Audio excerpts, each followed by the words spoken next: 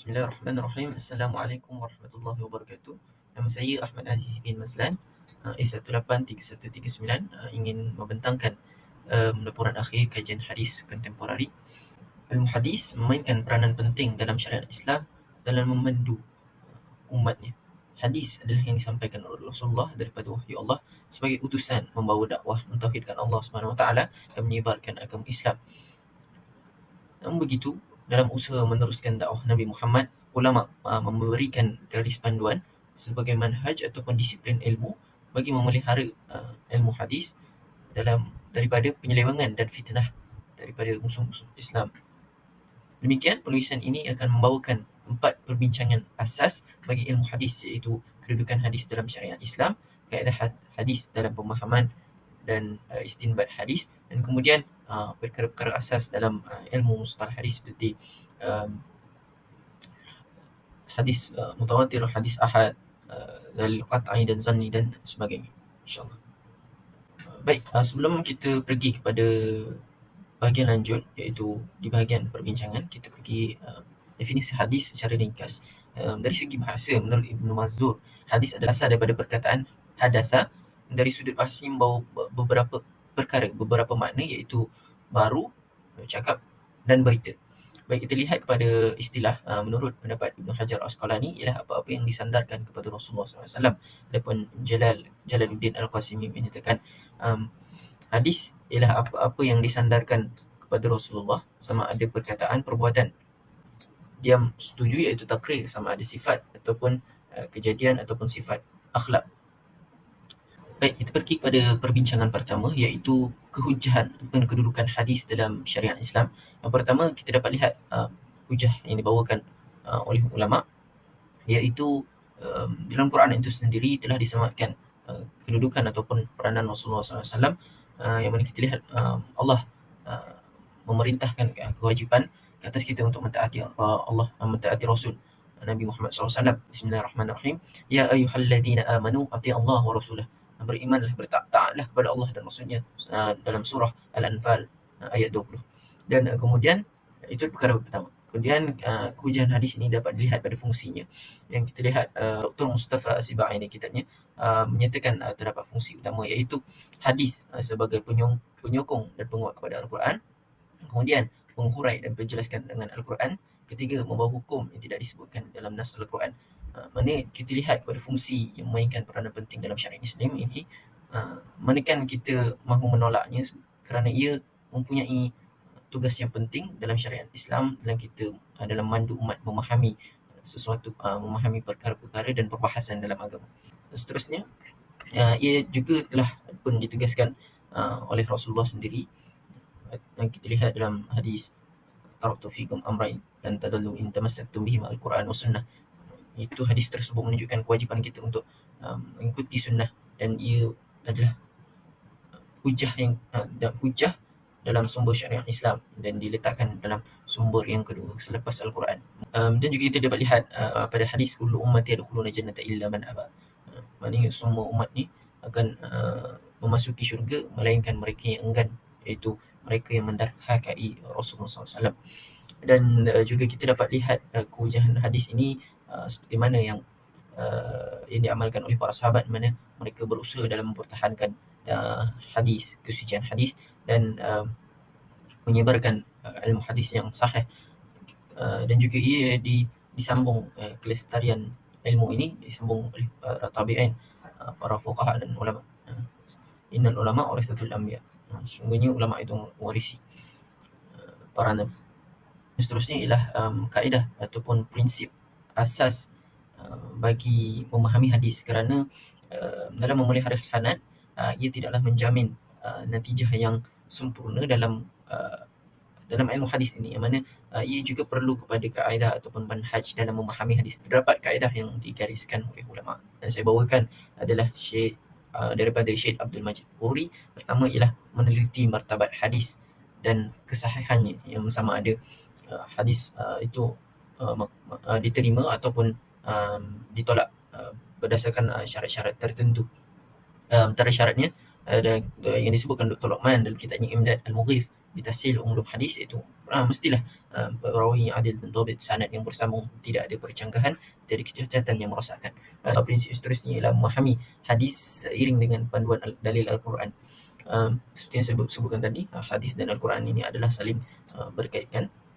Mustahil kita memahami Al-Quran tanpa hadis, dan memahami hadis tanpa Al-Quran. Baik, seterusnya memahami hadis dengan hadis yang lain berdasarkan topik.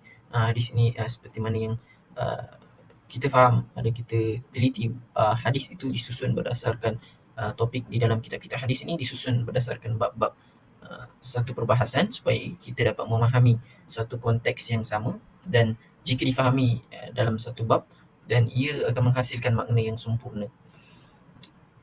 Kita lihat macam mana Ahmad Ishaq menyatakan bahawa 753 hadis disusun di dalam 3,918 bab. Kerana perkara ini bagi melihat sebahagian hadis yang kita lihat yang bersifat umum, kemudian kita perlu kepada hadis lain yang menerangkan hadis tersebut. Baik, seterusnya mengharmonikan atau mentajahkan hadis yang bertentangan. Jika kita lihat seperti mana yang dinyatakan Dr. Rozaimi, ada kalanya hadis kelihatan bercanggah, namun jika difahami dengan kaedah yang betul akan menghasilkan makna fahaman hadis yang sebenar, dan percanggahan itu adalah akan hilang. Maknanya hakikatnya tiada percanggahan, dan hadis itu menerangkan antara satu sama lain, dan jika bertentangan hakikatnya ia tidak.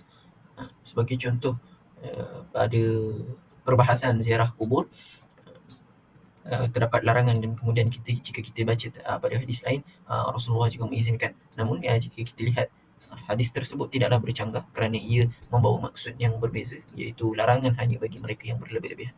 Baik, seterusnya adalah memahami hadis berpandukan sebab urut hadis. Ini seperti mana yang kita terapkan di dalam pemahaman Al-Quran, iaitu sebab nuzul, dan manakala hadis ialah sebab urut yang memahami konteks ataupun yang menerangkan suasana dan sebab ia dilafazkan. Sebagai contoh pada hadis yang larangan untuk menetap di negara musyrikin pada masa itu, kerana pada hakikatnya pada masa itu adalah Nabi untuk menyeru untuk berdakwah bersama Nabi di bumi Madinah. Ulama menyatakan bahawa hadis ini tidak sesuai lagi dipadankan pada zaman ini. Seterusnya, prinsip ke-6, memahami hadis berdasarkan bentuk ungkapan.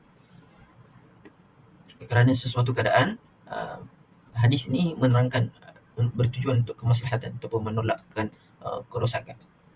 Seterusnya, memahami hadis berpandukan maqasid syariah. Tujuan pensyariatan Islam ini adalah untuk sebagaimana yang dinyatakan Imam Ghazali, menjaga nyawa, agama, akal, keturunan dan juga harta, merealisasikan kemaslahatan dan melihara kemudaratan. Maka hadis disampaikan dan difahami berdasarkan maqasid syariah. Jika kita diamalkan, perlu melihat kepada konsep syariah.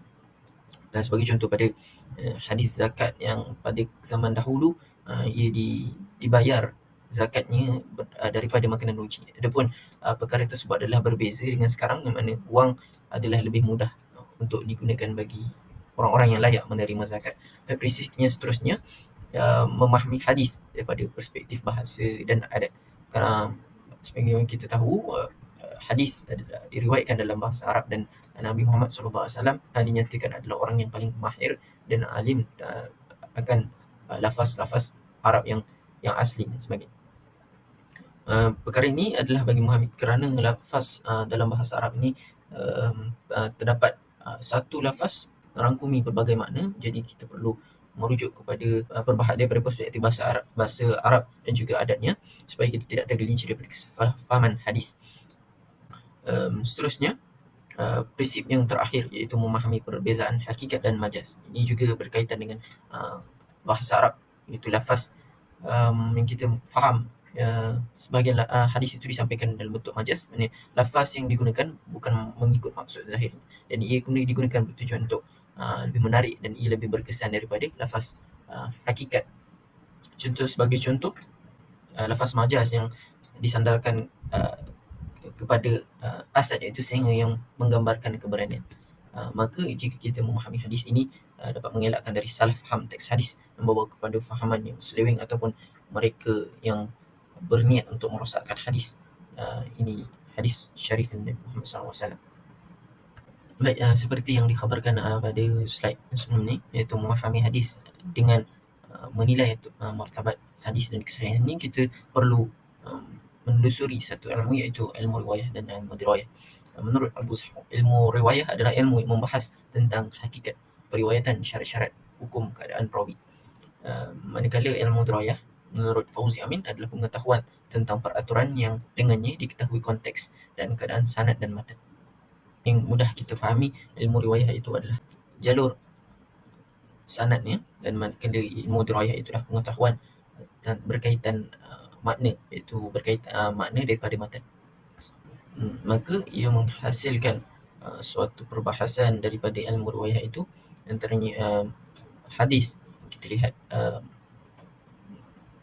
maratib, iaitu peringkat-peringkat setiap hadis itu diriwayatkan, dan perkara ini dibahaskan pada seperti mana kita lihat hadis mutawatir dan hadis ahad. Baik, kita lihat dulu takrif, iaitu menurut Luqman dalam kitabnya, hadis yang diriwayatkan oleh ramai perawi dan mustahil bersepakat pada adat untuk berbohong dan asaskannya pada sesuatu yang nyata.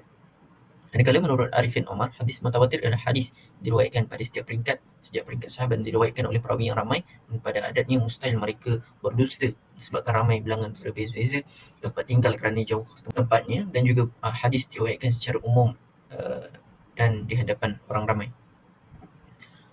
Sebagai contoh, kita lihat sebelum tu hadis mutawatir ini terbagi kepada hadis mutawatir lafzi dan mutawatir maknawi. Mutawatir lafzi ialah diriwayatkan pada setiap peringkat dengan lafaz yang sama, manakala mutawatir maknawi diriwayatkan pada setiap peringkat dengan lafaz yang berbeza dengan makna yang sama. Contoh, kita lihat satu contoh pada hadis mutawatir maknawi, man kadzaba alayya muta'ammidan falyatabawwa maq'adahu minan nar. Jadi kita lihat contoh, saya bawakan contoh menurut Dr. Luqman dalam kitabnya Tashil Ulum Hadis. Imam Ibn Salah menyatakan bahawa perawinya seramai 62 orang daripada kalangan sahabat, manakala Imam Nawawi berpendapat lebih daripada 60 orang sahabat. Dan juga maka ia jelas bahawa hadis mutawatir ini adalah setiap peringkatnya adalah ramai dan mustahil untuk mereka berdusta. Seterusnya, hadis ahad ialah khabar yang tidak mencapai bilangan hadis mutawatir, sama ada seorang ataupun sekumpulan. Namun ulama sepakat wajib beramal hadis ini, dan dia menjadikan ia hujah dalam syarak. Ia dibagikan kepada 3: hadis masyhur, hadis aziz, dan juga hadis gharib. Baik, seterusnya kita lihat kepada golongan-golongan yang mempertikaikan ilmu hadis, dan ia telah pun muncul daripada zaman Quraisy yang cuba merosakkan ilmu hadis dan mempertikaikan ilmu hadis. Kita lihat daripada pernyataan Dr. Mustafa As-Sibai dalam kitabnya Sunnah wa Makan atau Fi Tashri' Al-Islami. Pertama, tuduhan mereka ialah kita tidak perlu kepada hadis kerana Al-Quran telah meliputi segala perkara. Seterusnya, Nabi sendiri melarang mencatat hadis, sebagaimana yang Nabi perintahkan larangan kepada sahabat, dan juga mereka juga menggunakan hujah daripada dalil Al-Quran, iaitu Allah hanya memelihara Al-Quran sahaja dan tidak pada hadis. Golongan ini menggunakan Al-Quran sebagai hujah mereka, dan mereka memahami dengan kaedah yang bertentangan, dan ia disesuaikan dengan pendirian mereka. Baik, kita lihat secara ringkas dan hujah-hujah yang didirikan oleh ulama. Pertama, sunnah tidak perlu, kita tidak perlu pada sunnah, dan mereka menggunakan dalil daripada surah Al-An'am ayat 38, ma farratna fil kitabi min syai', tidak kami tinggal sesuatu pun daripada Quran. Maka ulama menolak hujah ini. Kita lihat Dr. Mustafa As-Sibai menjawab, sememangnya Al-Quran meliputi segala usul agama dan kaedah, namun Allah meninggalkan penerangan untuk menerangkan sebahagian ayat kepada usul. Kita lihat fungsi utama yang telah saya sebutkan pada awal tadi. Fungsi hadis adalah menerangkan, kerana Al-Quran ini disampaikan dalam bentuk umum dan perlu dikhususkan. Dan tiadalah penafian antara kehujahan hadis dan Al-Quran, kerana ia adalah saling memerlukan, dan kedua perkara tersebut adalah litukhrijun nas minaz zulumati, dan untuk mengeluarkan manusia daripada kekufuran. Seterusnya, tujuan kedua, Allah hanya memelihara Al-Quran. Kita lihat lafaz tersebut, az-zikru itu tidaklah terhad kepada Al-Quran sahaja, namun dibawa kepada juga dimaksudkan adalah hadis Rasulullah SAW, dan mustahil Allah tidak akan memelihara hadis di mana Allah dan Rasulullah itu sendiri adalah kekasih Allah Subhanahu Wa Taala. Dan seterusnya, larangan Rasulullah menulis hadis. Hadis ini jika kita faham, terdapat dua hadis yang berbeza, iaitu terdapat larangan dan juga keizinan Rasulullah untuk mereka mencatat hadis. Dan hakikatnya hukum larangan terlucut ataupun mansukh selepas keizinan. Dan adapun hadis larangan itu disebutkan bagi mereka kepada sahabat yang lemah ingatan dan tidak menghafal hadis. Adapun larangan tersebut tidaklah bersifat umum, adapun mereka diizinkan bagi mereka yang mencatat untuk urusan peribadi, seperti yang diberi keizinan Abdullah bin Umar. Baik, setelah pun kita dah di hujung perbincangan daripada laporan akhir hadis, konklusinya, ilmu ulum hadis adalah ilmu yang wajib difahami dan dipelajari, khususnya buat mahasiswa dan pelajar dalam memahami syariat Islam. Perkara asas perlu dikuasai dengan baik bagi memastikan pemahaman hadis yang tepat seperti mana yang dimaksudkan oleh Rasulullah, berpandukan kaedah dan panduan ulama. Maka ingin kita faham daripada kesalahan-kesalahan yang ralat daripada pelajar-pelajar yang menggunakan sebahagian hadis dhaif dan sebagainya. Semoga itu dengan mempelajari hadis dan menekuninya dengan baik, maka pelajar lebih bersedia untuk berdakwah, sama ada dari aspek seruan, iaitu berdakwah menyampaikan hadis, ataupun dari segi penulisan. Demikian pelajar lebih berani berhadapan dengan musuh Islam yang cuba merosakkan lestari ilmu Islam. Ilmu hadis ini seperti mana yang dibincangkan pada bahagian golongan anti hadis yang pertikaikan hadis, dan golongan ini kita dapat lihat ia masih bergiat aktif pada zaman kini yang mahu merosakkan Islam itu sendiri. Oleh itu, pelajar perlu mengetahui setiap hujah dan memahami jenis-jenis hadis, sebutkan perkara asas, darjat kesahihan suatu hadis, makna hadis yang dikehendaki dan sebagainya, dan membezakan sama ada hadis tersebut diterima ataupun ditolak. Maka demikian laporan hadis ini yang saya bawakan ni sebagai satu tugasan akhir adalah konklusi dan ringkasan daripada pemahaman daripada pembincangan kuliah dan tugasan-tugasan yang diberikan. Sekian daripada saya. Assalamualaikum warahmatullahi wabarakatuh.